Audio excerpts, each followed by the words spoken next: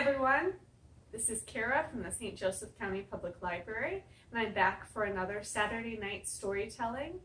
This tale that we're going to tell tonight is from the Brothers Grimm collection, and it's the Musicians of Bremen. So let's begin.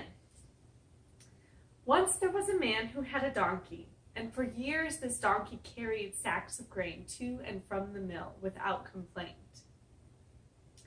But now his strength was running out, so he couldn't work as hard as he used to, and the farmer decided it was time to stop feeding him. Well, the donkey did not like this one bit, so he decided he was going to run away, and he went in search for the road to Bremen, for he decided he was going to become a Bremen town musician. Along the way, he ran into a dog lying on the side of the road, and he was panting very hard as if he had run for miles. "What are you panting for?" asked the donkey. "Well, I'm getting old, you see," said the dog, "and I can't run as far as I used to. My master thinks I'm not good for anything anymore, so I ran away." "Well, I'll tell you what," said the donkey. "I'm more or less in the same position, but I've got a plan. I'm going to Bremen, where I'm going to become a town musician, for I hear they pay their musicians well. You can join me. I'll play the lute, because I don't think it's going to be very hard to learn, and you can do the drums." "That's a great idea," said the dog, and he joined up with the donkey. They walked a little way, and they saw a cat sitting on the roadside, looking very sad. "What's the matter?" asked the donkey. "Oh dear," said the cat. "I'm in a dreadful pickle.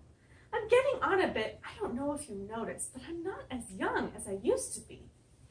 I used to love chasing mice and rats and all kinds of vermin, you name it, but now I just want to sit by the fire and sleep. My mistress has a mind to throw me out, so I ran away instead. But now I don't know what to do.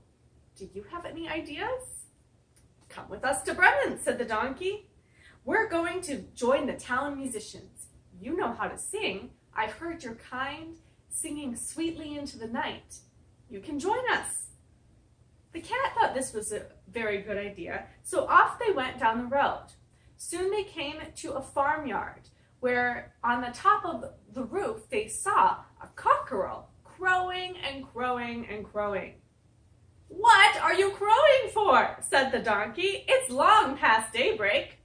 "I'm forecasting the weather," said the cockerel. "I'm telling the family it's going to be dry and sunny. And you'd think they'd be grateful, but not one bit. They've got guests coming tomorrow, and they say they're going to eat me. So I'm going to crow and crow and crow, and as long as there's air left in my lungs." "Well, that's a poor show," said the donkey. "Why don't you come with us to Bremen? We're going to be musicians. You've got a lovely voice. You can join us." So the cockerel agreed. Off they went, but they couldn't reach Bremen in one day, so they stopped in the forest to have a rest. The donkey and the dog lay down beneath the tree, and the cat laid on its branches. The cockerel flew all the way up to the top, where he looked north and south and east and west. Then he came right back down and said that he saw a house in the distance where the light was still on. So they set off in the direction of the light, and soon they saw it glowing in the trees. It became larger and larger, and then they were right in front of it. The donkey, being the tallest, went right up to the window and looked inside. "What do you see?" asked the others. "I see a table covered with good things to eat and drink, but what? Sitting around the table, there are a dozen robbers, all stuffing their faces." They discussed how they could scare away the robbers, and finally agreed that the donkey would stand with his hooves on the windowsill, and the dog would stand on the donkey's back.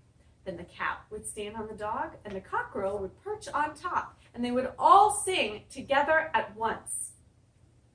So they got themselves ready, and after the donkey had counted them in, they all sang at once. The donkey brayed, the dog barked, the cat meowed, and the cockerel went cock-a-doodle-doo.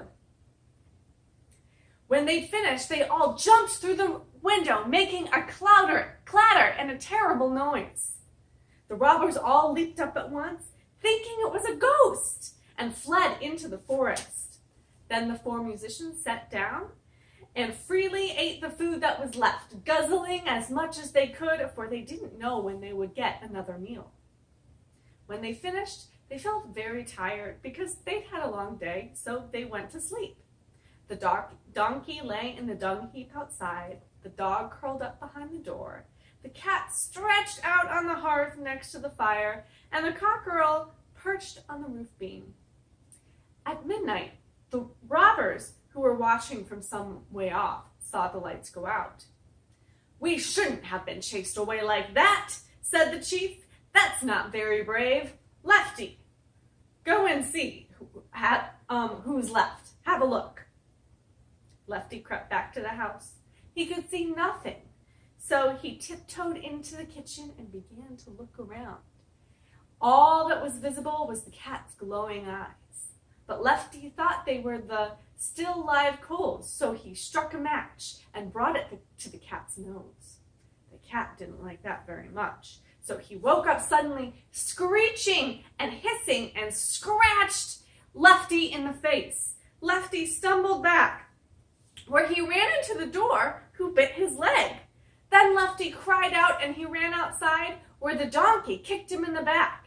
And Lefty screeched so loud that he woke up the cockerel, who crowed, "Cock-a-doodle-doo!" "Oh no!" Lefty cried, and he ran into the woods in terror for his life. "What is it?" asked the chief. "We can't go back in there," said Lefty. "There's a horrible witch in the kitchen, and she scratched me with her nails. Then there's an old man by the door who stabbed me in the leg. And then outside there was this big brute who clubbed me and whacked me so hard that I think he broke a fundament. And then there was the judge sitting on the roof who yelled out, 'Bring the prisoners here!' So I ran and ran and ran." From then on, the robbers didn't dare go back to the house. The four minstrels of Bremen, on the other hand, liked it so much that they never left. They're living there still, and as for the last person who told this story, her lips are still moving.